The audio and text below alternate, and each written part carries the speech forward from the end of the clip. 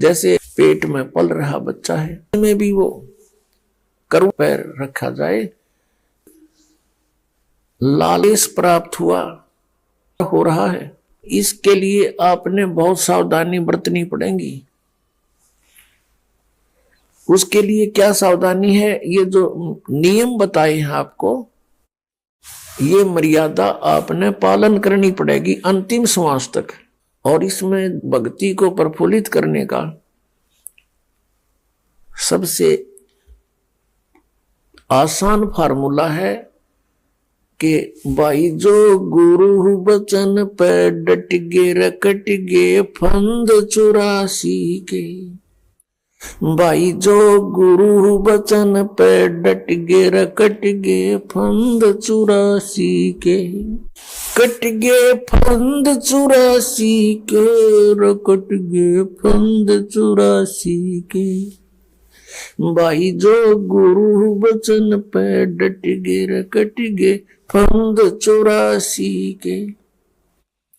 वस्तु मिली ठोड़ की ठोड़ मिटगी मन पापी की दौड़। वस्तु मिली ठोड़ की ठोड़ मिटगी मन पापी की दौड़।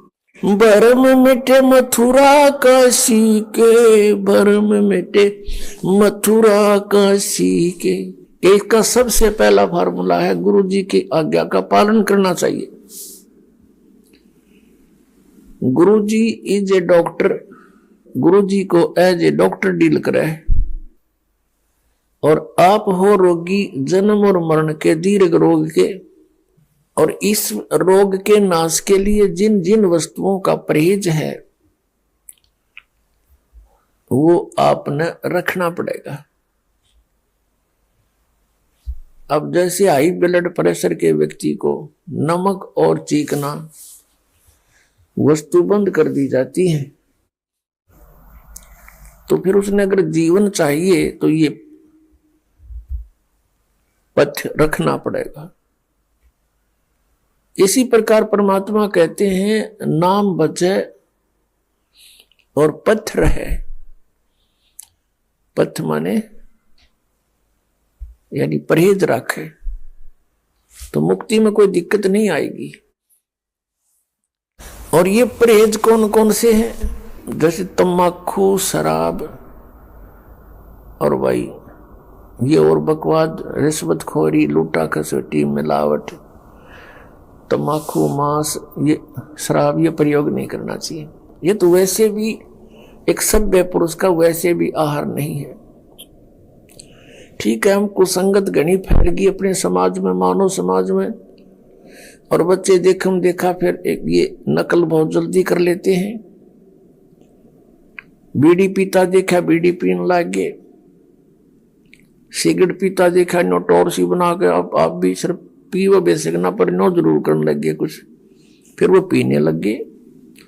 ऐसे ही शराब और मांस का एक दूसरे को देखकर हमने ये प्रचलन कर दिया, प्रचलन हो गया। पुण्यात्माओं, अब हम शुभ संस्कारी बनेंगे, शुभ अच्छे कर्म करेंगे। और हम जब अच्छे कर्म करेंगे तो हमें देख देख कर समाज भी हमें देखकर अच्छे कर्म शुरू करेगा। बच्चे सत्संग में आएंगे, यहाँ ज्ञान सुनेंगे, फिर आप जो यहाँ से तैयार करके भेजे जाते हो अपने अपने घर गांव नगर में, आपके व्यवहार विचारों को देखकर अड़ोस पड़ोस के बच्चों पर भी अच्छा असर पड़ेगा। तो एक समाज भी सुधरेगा और कल्याण भी होगा। और फिर दूसरी मर्यादा कौन सी है? अनुपासना नहीं करनी। अनुपासना कौन सी है? जो दास बतावे वही करोगे। और दास के क्या बताएगा? जो हमारे सदग्रंथ बताते हैं। ये दास एक टीचर है, आप विद्यार्थी हैं। और इस आध्यात्मिक मार्ग का जो सिलेबस है वो हमारे सदग्रंथ हैं, पवित्र चारों वेद, पवित्र श्रीमद् भगवत गीता और पवित्र सूक्ष्म वेद। इनके अंदर जो भी लिखा है वो हमारा सिलेबस है। इसके बाहर कोई पढ़ाता है तो वो टीचर ठीक नहीं, वो शत्रु है विद्यार्थियों का। और पवित्र 18 पुराण, पवित्र कुरान शरीफ, पवित्र बाइबल, पवित्र गुरु ग्रंथ साहिब, ये हमारे पाठ्यक्रम की पुस्तकें हैं।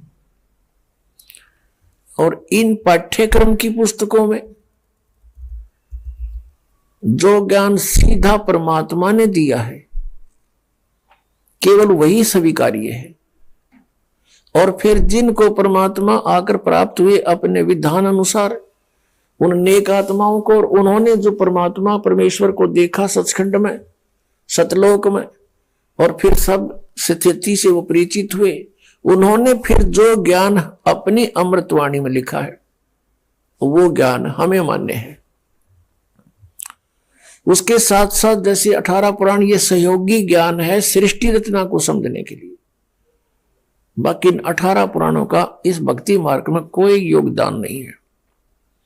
भक्ति मार्ग में योगदान है पवित्र गीता जी, पवित्र 5 वेद, 4 वेद तो आपके सामने है, वेल नोन है, और 5वां जो सच्चिदानंद ब्रह्म की वाणी उन्होंने खुद अपने मुख से आकर बोला है और यहां आकर रहे हैं, वो वाणी ये है हमारे भक्ति के मार्ग के सदग्रंथ।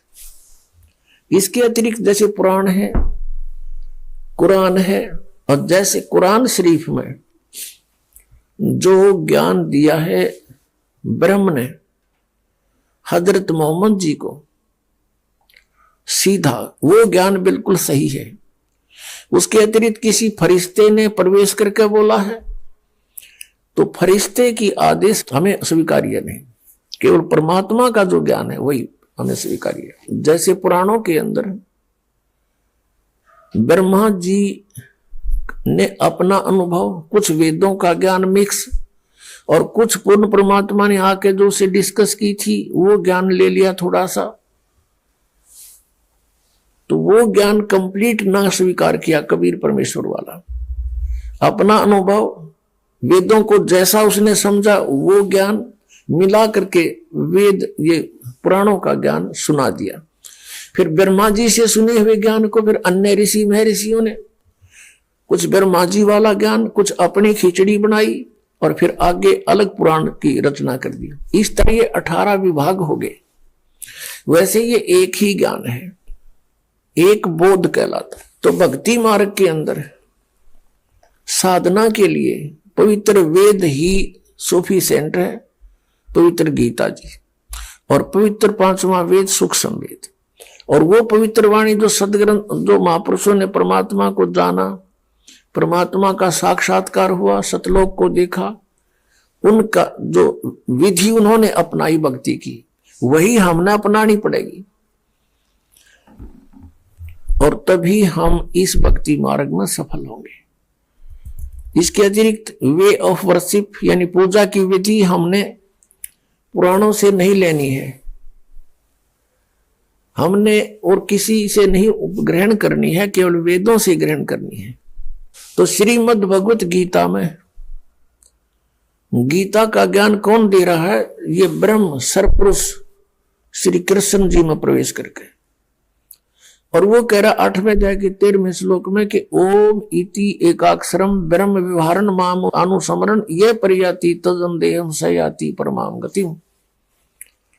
मुझ ब्रह्म का केवल एक ओम नाम है, बस, और कुछ नहीं।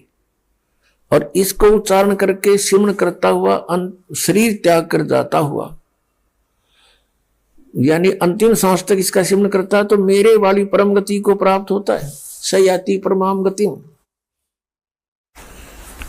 अब ओम नाम से कौन सी गति मिलेगी? ब्रह्मलोक। और ब्रह्मलोक में गए हुए प्राणी भी जन्म मृत्यु माते हैं। गीता ज्ञानदाता कहता है कि अर्जुन 4थे अध्याय के 5 और 9 में, दूसरे अध्याय के 12 में, 10वें अध्याय के दूसरे श्लोक में कि अर्जुन तेरे और मेरे बहुत जन्म हो चुके हैं, तू नहीं जानता मैं जानता हूं।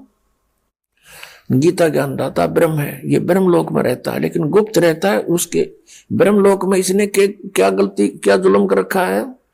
धोखा देने के लिए नकली सतलोक, नकली अलखलोक और नकली अगम और अकय लोक बना रखे।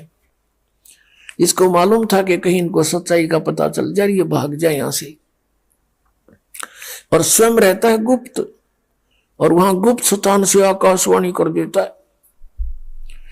जैसे हजरत मोहम्मद को लेकर गए थे फरिश्ते, वहां जाकर छोड़ दिया ब्रह्मलोक में, और वहां आकाशवाणी आती है ऊपर से, सामने कुछ नहीं दिखा हजरत मोहम्मद ने, क्योंकि ये गुप्त रहकर काम करता है सारे।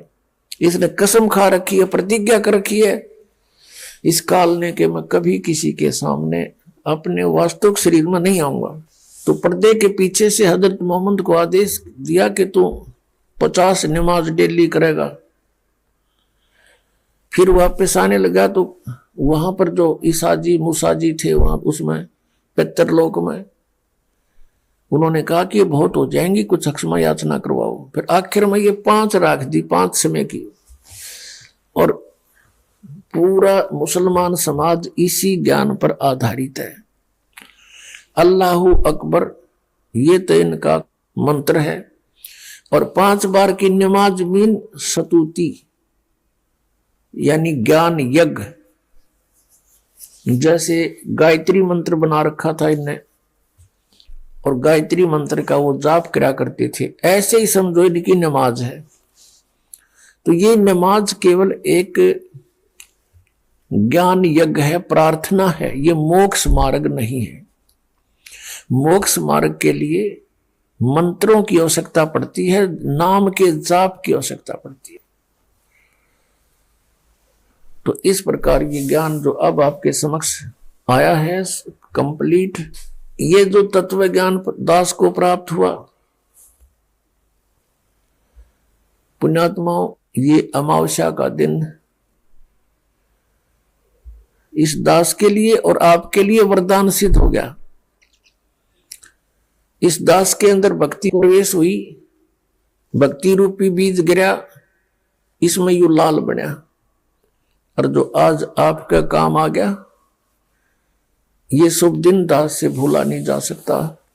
जा दिन सतगुरु भेंटिया, सो दिन लेखे जान, बाकी समय व्यर्थ गया बिना गुरु के नाम। परमात्मा की भक्ति मिलने से पहले जीवन हमारा मनुष्य का नहीं था। हम मनुष्य अवश्य थे लेकिन कर्म मनुष्य के नहीं थे।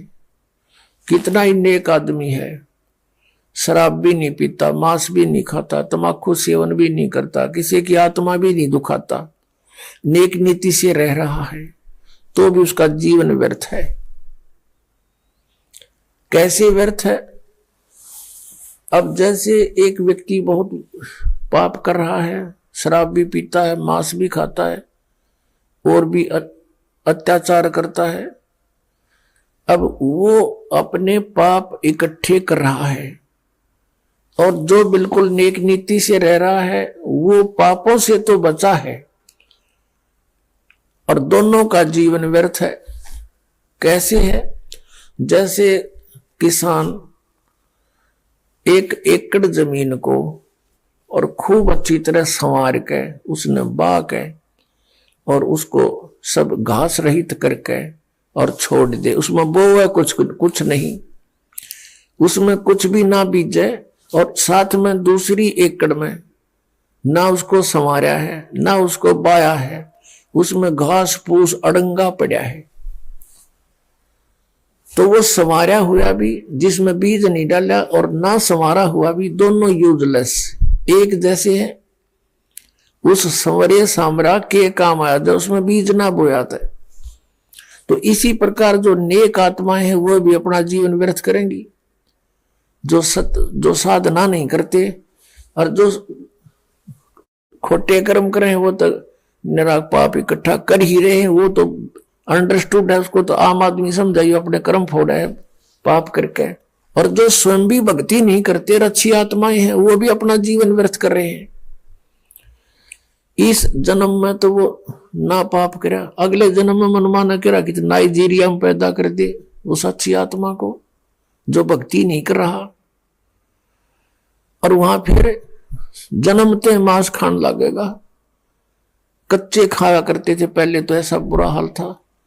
तो कहने का भाव ये है कि जब तक हम सतगुरु शरण में नहीं आते और भक्ति नहीं करते, और भक्ति करते हैं तो शास्त्र विधि त्याग का मनमाना आचरण करते हैं, वो भी व्यर्थ है। अब हमने चाहिए था गेहूं बोना चाहिए था ताकि हमारा जीवन रक्षा हो, बच्चों का भी जीवन रक्षा हो, और हमने बोली भांग। बताओ उस भांग से पेट भरेगा?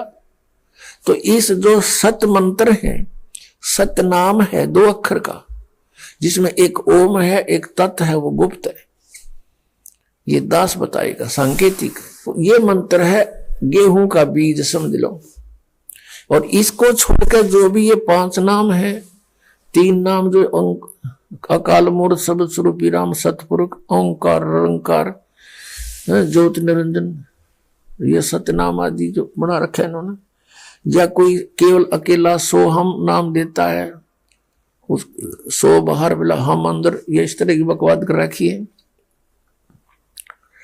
ये सभी भांग बोरे हैं, इनसे सिद्धियां आ जाती हैं, और सिद्धियां इस जीवन की शत्रु होती है। तो पुण्यात्मा शास्त्र विधि त्याग का मनमाना आचरण कर रहे, वो भी व्यर्थ। तीर्थ व्रतों पर जाते हैं, ये गीता के विरुद्ध, क्योंकि श्रीमद् भगवत गीता एक आदरणीय ग्रंथ है, और इसमें गीता ज्ञानदाता ब्रह्म है, और ब्रह्म कह रहा है कि ना इसमें जय राम का कोई नाम जाप करने का आदेश है, इसमें केवल एक ओम मंत्र है। कहते मेरा सिमरण है ओम मंत्र का। फिर ये जोर देकर कहता है कि मेरे सिमरण से, ओम के नाम के जाप से ब्रह्मलोक प्राप्ति होगी, मुझे प्राप्त होगा, और मुझे काल को प्राप्त होकर प्राणी फिर जन्म मृत्यु में, क्योंकि इसकी भी जन्म मृत्यु।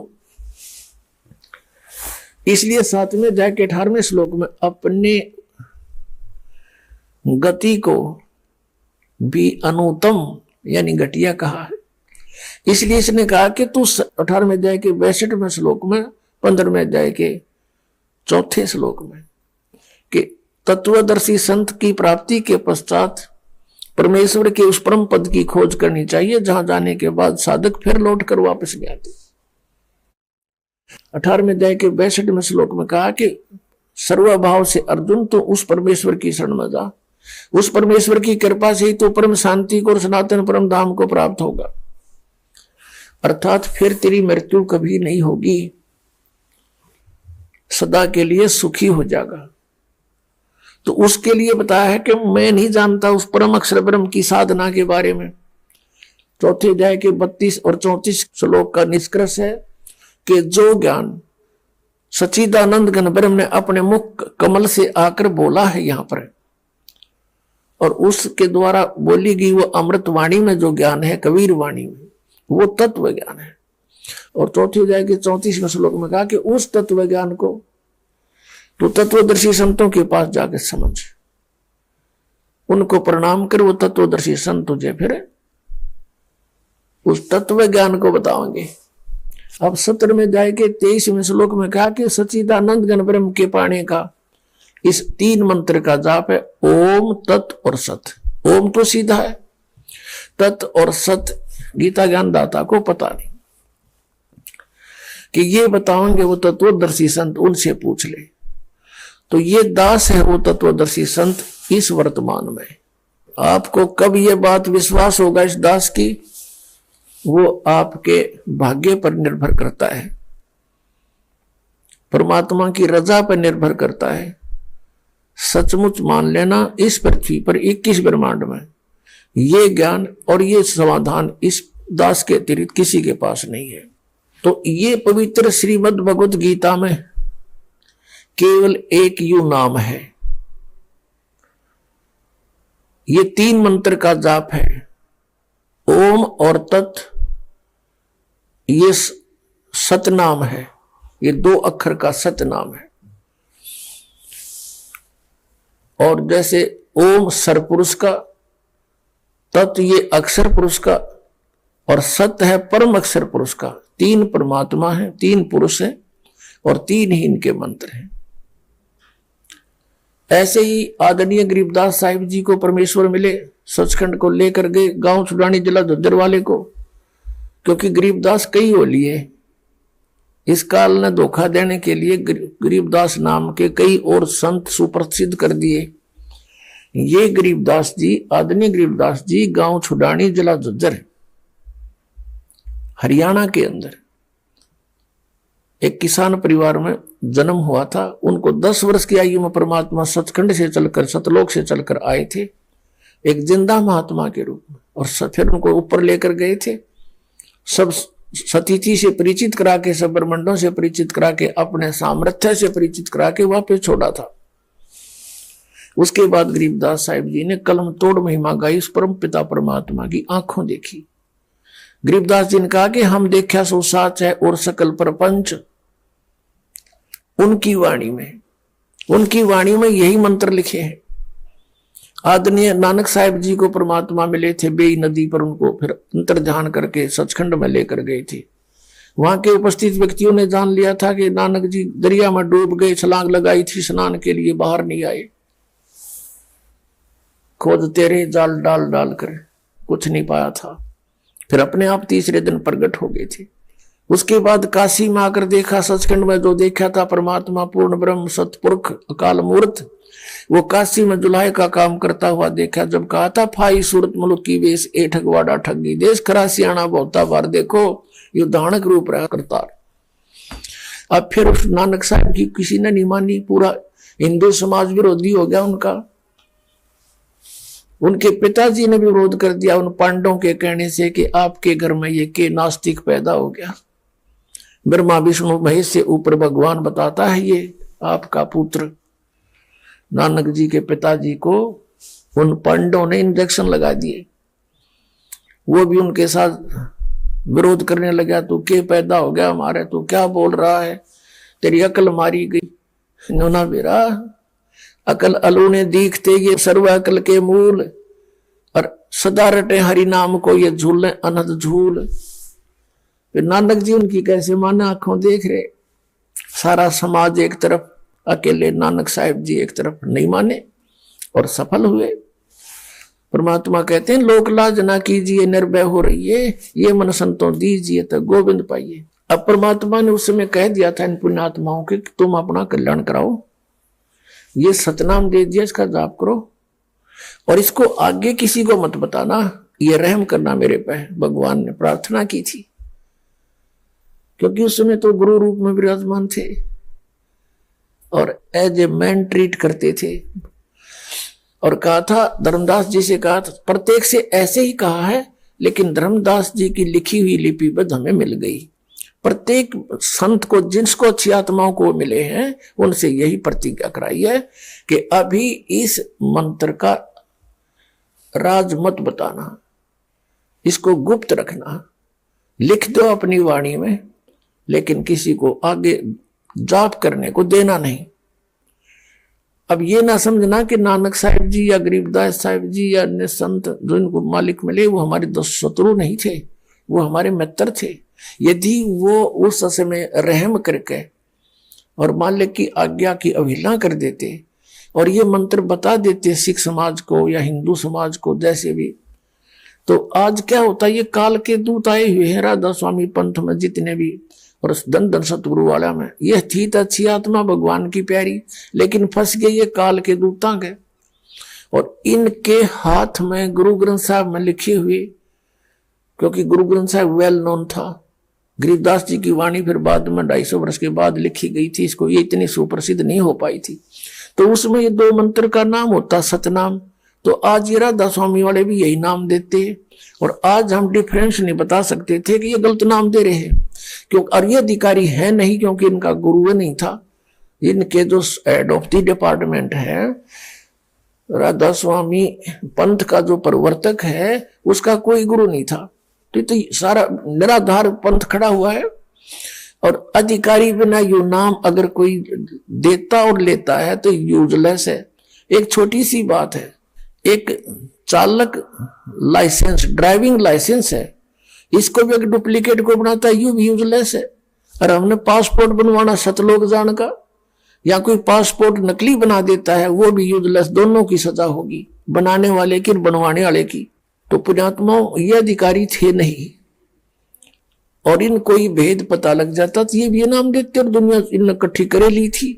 तो अब इन जो पुण्यात्मा वहां फंस गए, अब उनको पता चलेगा हम गलत दिशा में जा रहे हैं, और जरा सी भी अकल भगवान ने इनको दी होगी तो तुरंत छोड़ाओगे उनको और अपना कल्याण ईब कराएंगे, क्योंकि भगवान के बच्चे हैं। तो परमेश्वर ने कहा था धर्मदास तो लाख दुहाई, और ये मूल ज्ञान की ते बार ना जाई। मूल ज्ञान बार जो पढ़ी, ये बिचली पीढ़ी हंसनी तरही। मूल ज्ञान तुम तब तक छुपाई जब तक 12 पंथ मिट जाई। कहा कि तुम इस ज्ञान को, मूल ज्ञान को, सार नाम को छुपा के रखना, और सतनाम को भी तुम जाप करना, पर आगे प्रदान मत करना।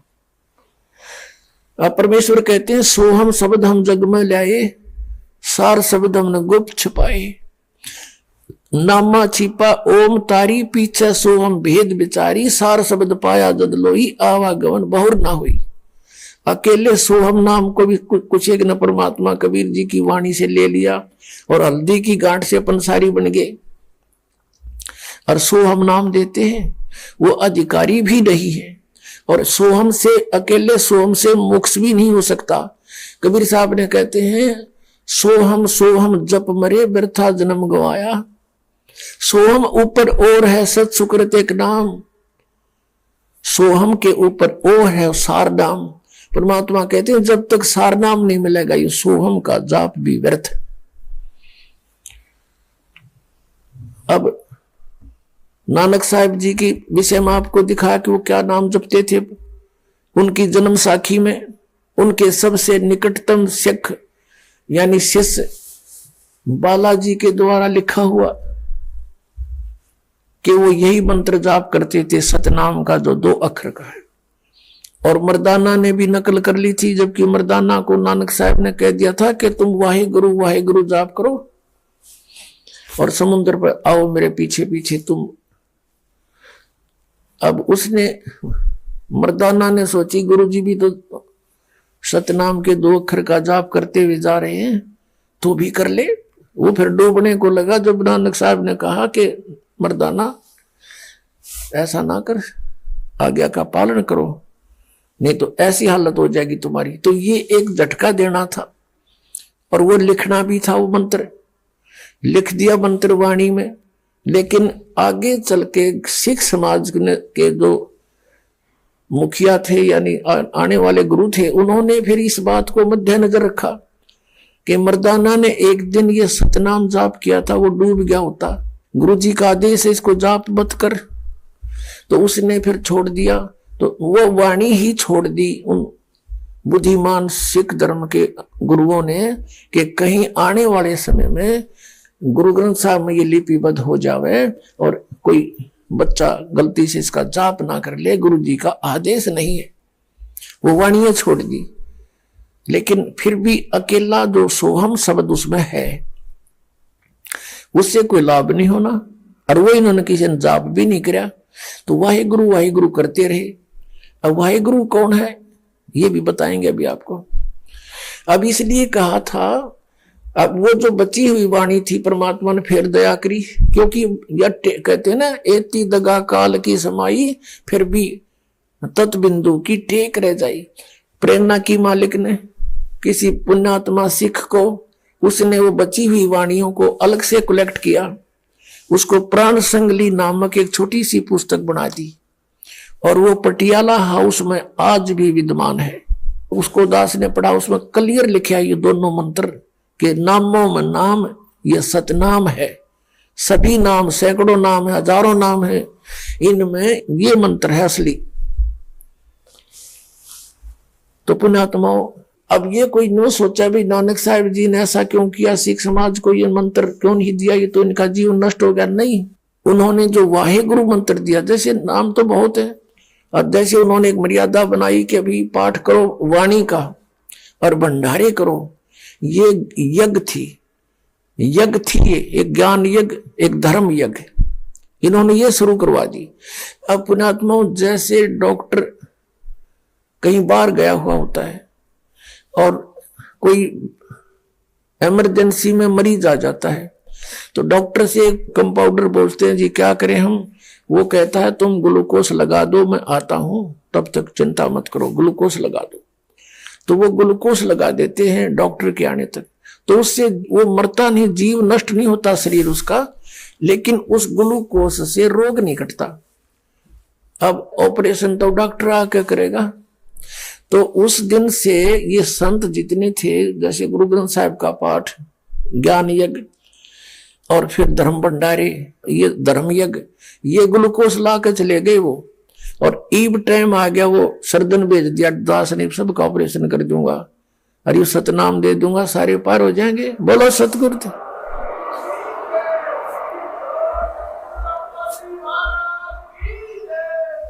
वो हमारे बहुत बड़े हितैषी थे, उन्होंने अपने परमात्मा, अपने गुरुदेव की आज्ञा का पालन किया।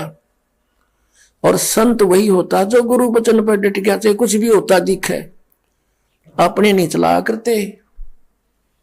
अब वो महान आत्मा थी, इसलिए वेदों में लिखा है कि वो परमात्मा आता उन दृढ़ भक्तों को मिलता है जो उसकी बात का पालन करते, उन्हीं को सच्चा ज्ञान देता है। नहीं तो आप जी, अब नानक साहिब के पुत्र भी थे, 2 पुत्र थे, एक श्रीचंद नाम था, एक का लक्ष्मी चंद, उनको भी ना दिया यू नाम। नहीं, मारे जैसी स्थिति के डगमग व्यक्ति होते तन्नो सोच दे अपने बेटियां तो दे दूं, कदे ये दुखी हो जा। और बेटियां दनते बिजली गिर जानी थी, उन बेटियां अलग से डारा पंथ चला लिया, गुरु नानक साहिब से भी विमुख होकर। एक ने निर्मले पंथ चला दिया और एक ने और उदासी पंथ चला दिया, कख का पता नहीं उनको। तो वो ये नाम भी शुरू कर देते और सारा नाश हो जाता बात का। तो देखो पुण्यात्मा, विचार करने की बात है। परिवार समाज अपने स्थान पर, भगवान अपने स्थान पर, उन्होंने उस परमात्मा की बात को हृदय में धार लिया और अपने परिवार को भी नहीं बताया, क्योंकि भगवान का डर था उनको। और उस समय अगर हमारे जैसा होता तो नहीं सोचता, बता गुरु जी ने यूं किए क्या, बच्चों को बिना देने को मना कर दिया, ये मेरे बच्चों का क्या होगा। यानी कोई न कोई जरूर डूब जाता और दे जाता उनको मंत्र, फिर वो बात फूट जाती, काल का दाव लग जाता, हमारा सत्यानाश हो जाता, हमारा जीवन बर्बाद हो जाता। और उसमें क्या हुआ कि ग्लूकोज लाकर चले गए नानक साहब और सब संत जितने थे। अब उनकी वाणी पढ़ पढ़कर हम अभी तक जीवित रहे, मनुष्य जन्म मिलते रहे।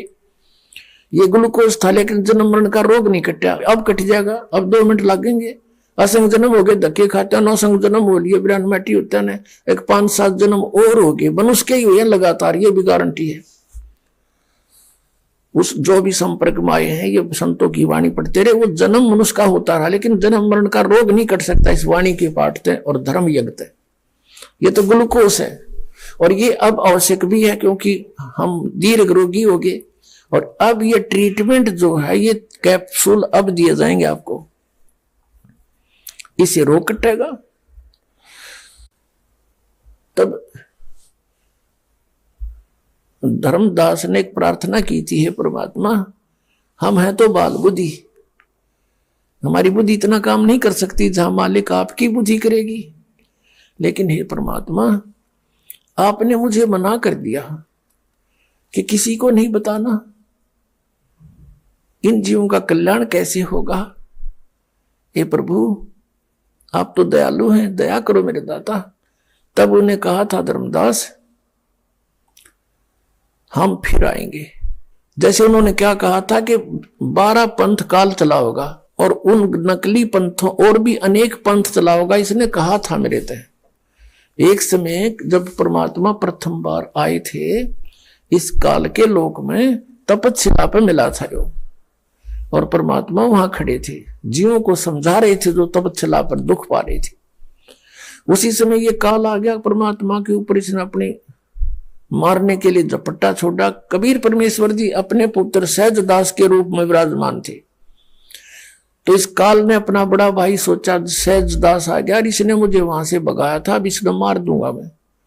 उसने सोची थी इसलिए झपट्टा मारा था, लेकिन परमात्मा के सामने उसकी के बसाव थी, अपने आप नीचे गिर गया, और नीचे पाताल में पहुंच गया, इतना भयभीत हो गया, डर गया। फिर वहां से लाए उसको पकड़ के ऊपर उसके ब्रह्मलोक में, वहां फिर खड़ा कराया, अक बैठ बात सुने। तब उसने कहा था कि हे प्रभु, ए बड़े भाई, हे तात, मैं तो आपको पिताजी के समान समझता हूं।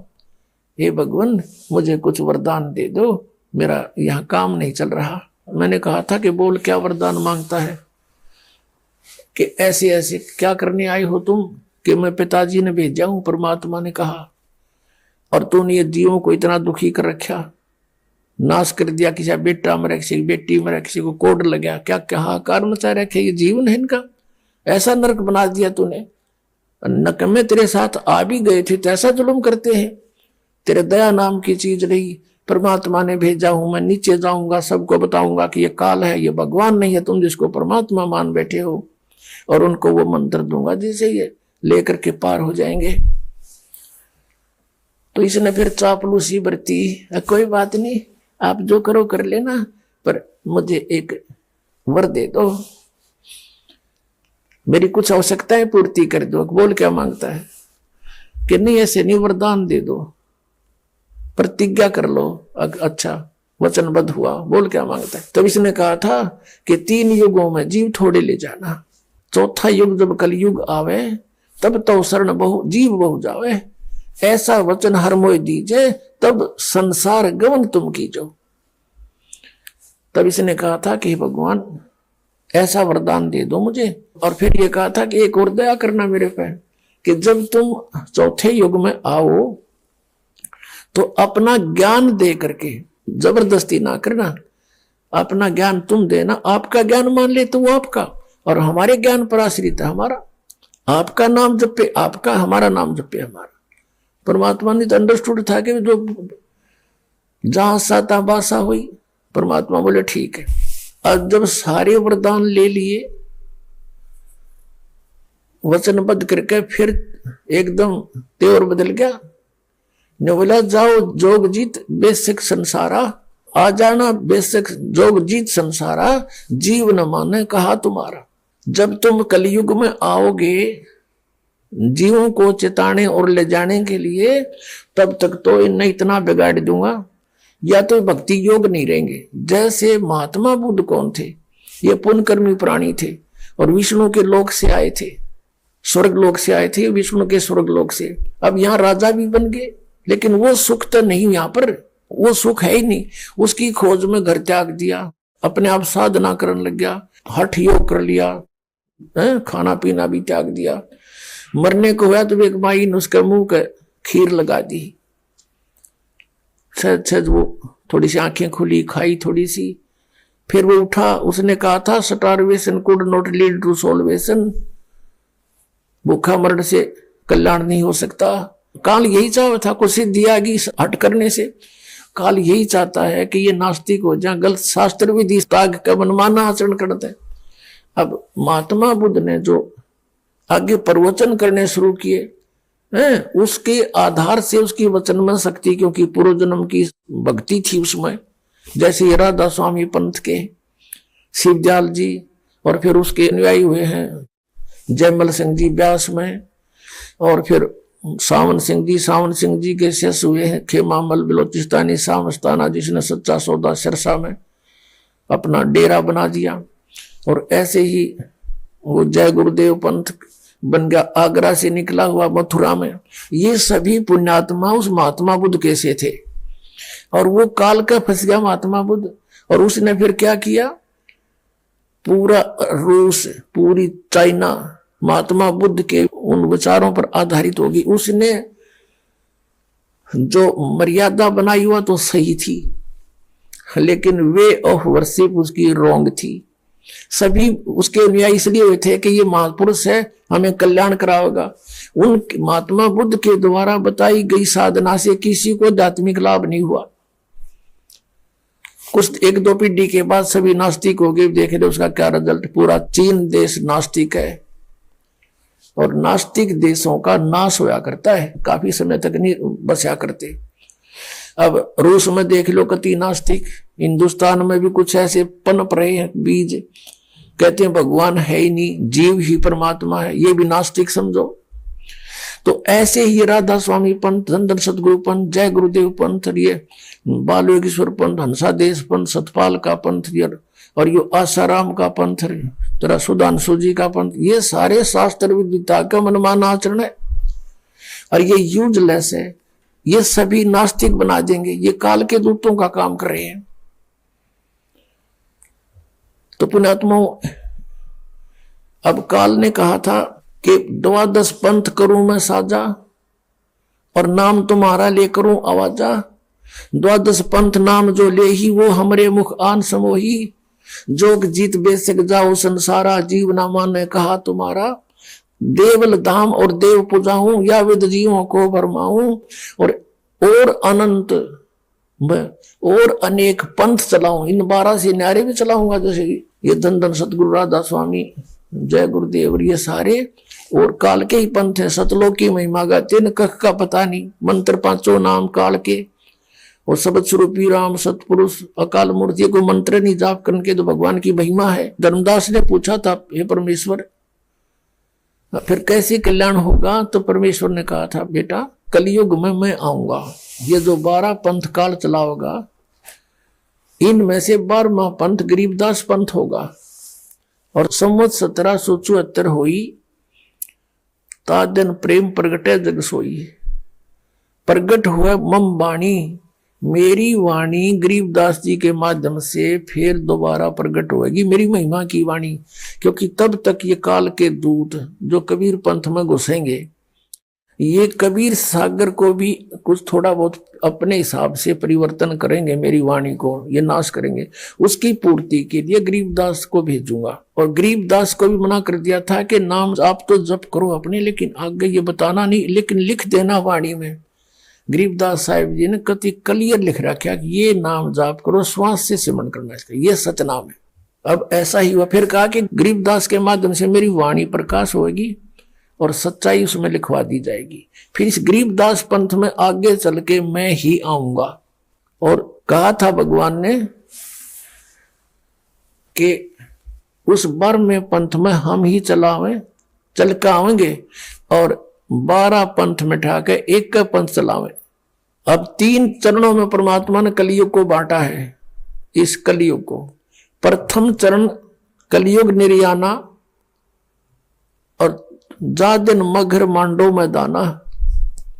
प्रथम चरण वो होगा कि मैं मगर से सह शरीर जाऊंगा, और ये बिचली पीढ़ी और अंत की पीढ़ी कृतघ्नी हो जाएंगे। कलयुग के लोग वो भक्ति नहीं करेंगे, सब मांसाहारी हो जाएंगे। अब ये हजारों वर्षों तक एक बार पूरे विश्व में सतयुग जैसा माहौल होगा। सब बुराई त्यागेंगे, क्योंकि मांस खाना कोई अच्छी बात नहीं है, और शराब पीना ये तो बहुत बुरा। पी के देखो आदमी पशु बन जाता है, ना जाने कहा नंगा पड़ा रहता है, जमीन पर गिर जाता है, मुंह में झाग आते हैं, कुत्ते मूत जाते हैं उनके मुंह में पड़े पड़े। ये कोई जीवन है? और तमाकू जिसने गधे भी ना खाते, और ये मानस पीवे है, तरह गजब भैया। तो इस तरह ही अपने आप हेट होएगी। जैसे अब बुराई घर करी है सहज सहज, पहले हमारे पूर्वज विकारी नहीं थे, अब देखा देखी आग लग गई। ऐसे ही हम समाज को धीरे धीरे हटते हटते बुराइयों से और कति नाश कर देंगे सब बुराइयों का। बिल्कुल होगा, गारंटीड बात होगा। पैसे की हमने जरूरत किस लिए है?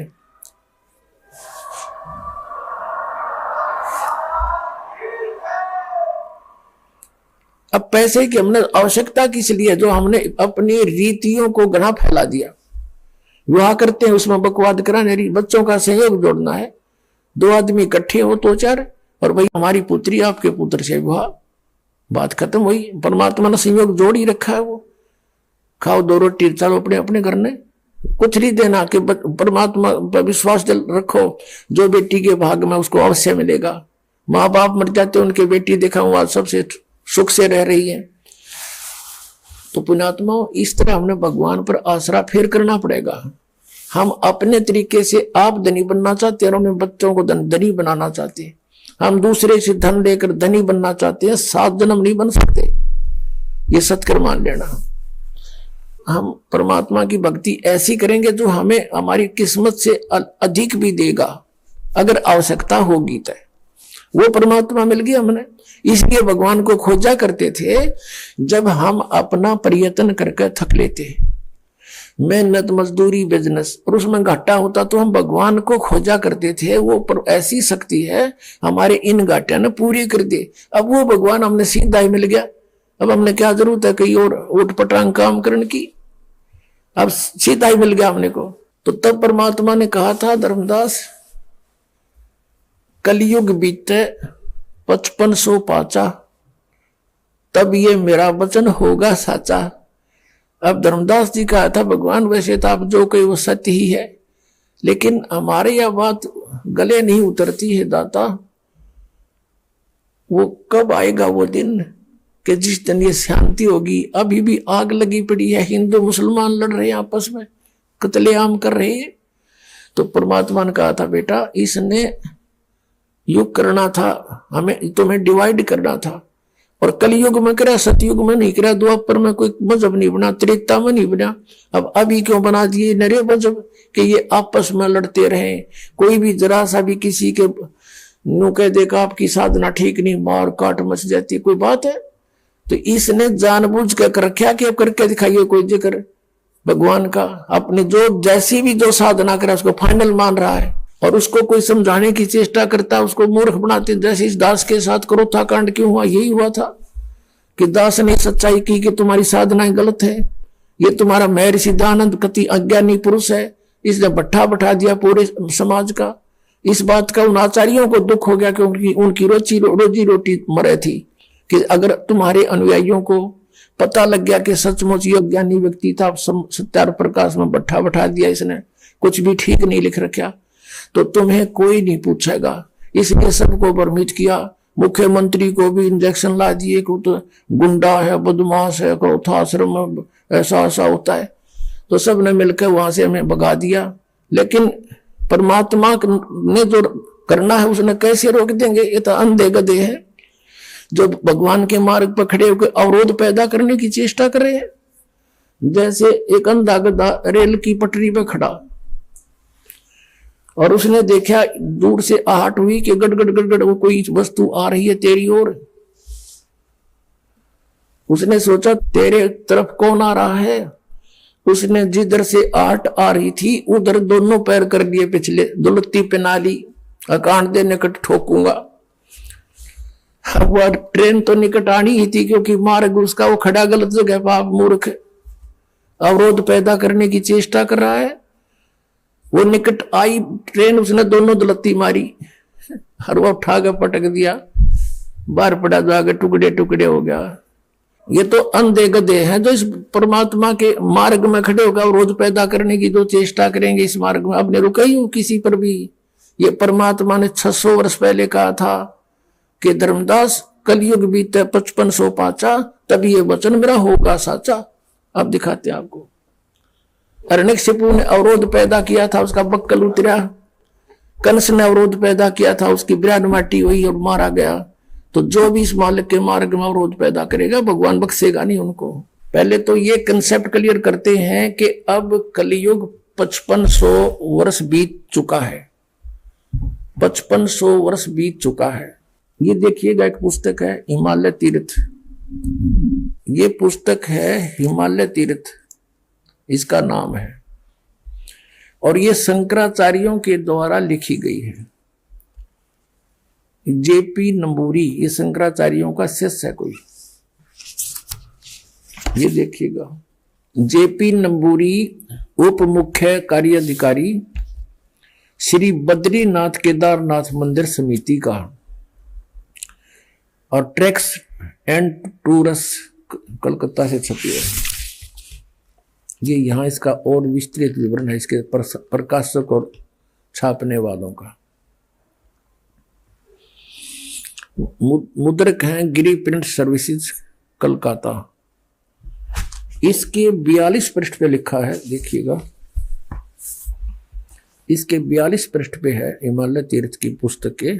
ये देखिए यहाँ पर शंकराचार्य का, ये कोई शिव रहस्य नामक कोई पुस्तक है, उसमें लिखी हुई ये एक श्लोक है। इसका ये अनुवाद है, कलयुग के 3000 वर्ष व्यतीत होने पर बौद्ध मीमांसकों का के मत पर विजय प्राप्ति के लिए शंकर यति के रूप में आविर्भाव होंगे। यानी शंकराचार्य का जन्म, शंकराचार्य जी की दर्शनों के उपरांत भगवान बद्रीनाथ के मंदिर में प्रवेश की परंपरा। ये शंकराचार्य का जन्म कलयुग के 3000 व्यतीत होने पर बौद्ध मीमांसकों के मत पर विजय प्राप्ति के लिए शंकर यति के रूप में आविर्भूत होंगे, जन्म लेंगे। यानी 3000 कलयुग जब बीत जाएगा। अब देखिएगा, यह पुस्तक है शंकरो ज्योति श्लोकम। ये भगवत पाद श्री आदि शंकराचार्य संन्यास, ये पंच वंशति स्मृति ग्रंथ। और ये कहाँ से छपी है ये देखते हैं। ये वही पुस्तक है। ये छपी कहाँ से, इसका कौन प्रकाशक है? प्रधान प्रकाशक हैं आचार्य डॉक्टर जैनमंत मिश्र, राष्ट्रपति पुरस्कार सम्मानित पूर्व कुलपति कामेश्वर सिंह दरभंगा, संस्कृत विश्वविद्यालय दरभंगा।